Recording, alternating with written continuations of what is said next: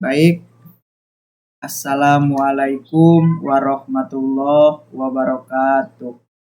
Perkenalkan, nama saya Rosad dengan NIM 44432300025 dari jurusan Ilmu Perikanan angkatan 2023, Fakultas Pertanian, Universitas Sultan Ageng Tirtayasa. Jadi pada kesempatan video kali ini saya akan sedikit membahas tentang bisnis atau usaha yang akan saya jalani. Yang dimana di sini bisnis model kanvas saya, yang dimana bisnis saya itu budidaya udang galah. Tentang budidaya udang galah ya.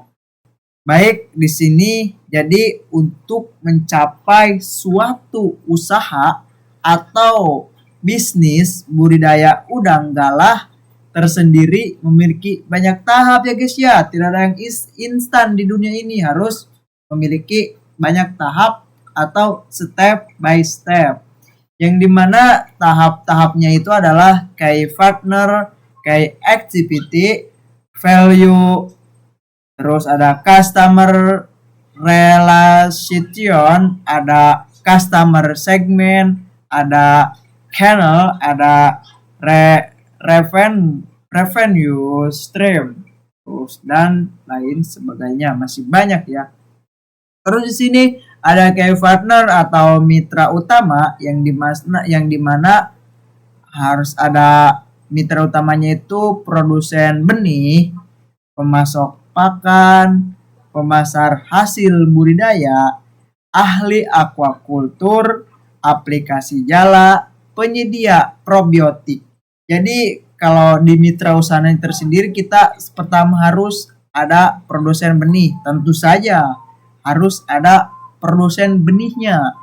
Terus ada pemasok pakan, kita juga harus ada pemasok pakannya gitu ya, biar si usaha budidaya kita berjalan dengan lancar kalau ada pemasok pakan. Yang selanjutnya ada pemasar hasil budidaya, tentu saja ini nih yang paling dibutuhkan dalam usaha apapun. Jadi harus ada pemasar hasil budidaya. Kita hasil budidaya kita mau diekspor atau dikirim kemana gitu, itu harus udah ada tujuan ya guys ya. Terus ahli aquakultur, tentu saja harus ada ahli aquakultur kalau misal mau budidaya. Terus aplikasi jala, tentu penyedia probiotik untuk kesehatan si budaya ini atau udang galah ini. Terus kayak activity, yaitu persiapan kolam atau media budidaya. Tentu saja langkah pertama kita harus sediakan kolam atau media budidaya. Terus selanjutnya harus ada penebaran benih. Tentu saja kalau mau budidaya harus ditebar benihnya ya guys ya. Untuk terus harus diberi pakan, tentu saja guys ya. Terus kalau semisal kita nebar benih tapi nggak dikasih pakan, ya otomatis kita akan gagal dalam budidaya. Harus dikasih pakan biar cepat tumbuh, biar sehat ya guys ya. Terus selanjutnya harus dirawat kolamnya. Setelah dikasih pakan, ditebar udang, selain itu harus dirawat juga nih si kolamnya, biar si hama-hama atau yang lainnya tidak bisa masuk atau terantisipasi gitu oleh perawatan kita. Terus di sini ada value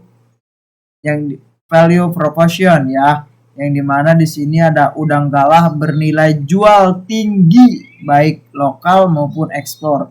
Jadi udang galah ini memiliki peluang yang sangat tinggi dalam segi harga ya. Harga udang galah sekarang udah 1 kilo udah 100 lebih nih. Potensi besar ini untuk kita melakukan usaha ini. Kalau sebisa berjalan dengan lancar, bisa cuan banyak nih, dapat cuan banyak nih. Terus selanjutnya, udang galah adalah komoditas perikanan potensi untuk ekspor ke pasar tradisional atau internasional. Selanjutnya, budidaya udang galah relatif mudah. Jadi udang galah itu dibudidayakan relatif mudah kalau kita udah punya ilmunya guys ya. Kalau semisal kita tidak punya ilmunya, sama saja. Tidak ada yang mudah kalau kita tidak punya ilmunya. tapi mudah juga bagi kita yang mempunyai ilmu. Gimana yang tidak mempunyai ilmu? Kita berusaha untuk mendapatkan ilmu tersebut supaya kita bisa membudidayakan atau bisa berbudidaya. Ada juga yang kita kalau kita punya uang, kita sewa yang tadi yang ahli aquaculture, kita sewa jasa dia supaya dia mau bekerja sama dengan kita. Nanti dia yang ngurus budidaya kita, kita juga dapat untung gitu dari hasil budaya tersebut. Lanjut di sini ada customer relationship yang dimana identifikasi target pelanggan. Terus yang kedua kualitas produk, yang ketiga pelayanan, yang keempat harus ada promosi, yang keenam keunggulan kompetitif. Selanjutnya ada customer segment yang dimana di sini konsumen langsung, restoran dan pengusaha makanan, terus ke pengusaha olahan makanan, bisa saja kita ekspor atau kita kirim ke pedagang grosir dan pengepul, terus ke hotel dan penginapan yang dimana biasanya di hotel dan penginapan itu membutuhkan makanan-makanan kayak udang atau lobster gitu. Ini berpotensi sekali nih udang galah nih guys. Terus selanjutnya di catering, otomatis di catering banyak yang suka gitu ya. Terus penyedia bahan baku, pengeliling kuliner, penyuka udang galah, tentu saja yang suka sama udang galah pasti beli gitunya. Nah, di sini ada channel ya guys ya. Jadi di sini channelnya itu jadi kita bisa menebar brosur atau kuesioner ke mana aja, ke jalan-jalan, kita tempel di dinding jalan di mana gitu ya, kita tempel-tempel kuesioner, sebar luaskan. Yang kedua, kita bisa melalui media sosial. Tentu saja bisa melalui media sosial juga. Kita bisa live di TikTok, live di IG, dan di Facebook, dan lain sebagainya. Supaya si produk kita atau si usaha kita itu tersebar luas ke mana-mana gitu. Soalnya zaman sekarang itu kalau semisal udah makai internet, otomatis nyebar luasnya itu semakin cepat pesat gitu ya. Karena adanya teknologi modern zaman sekarang. Teknologi ya. Selanjutnya ada pedagang besar, otomatis, dan promosi.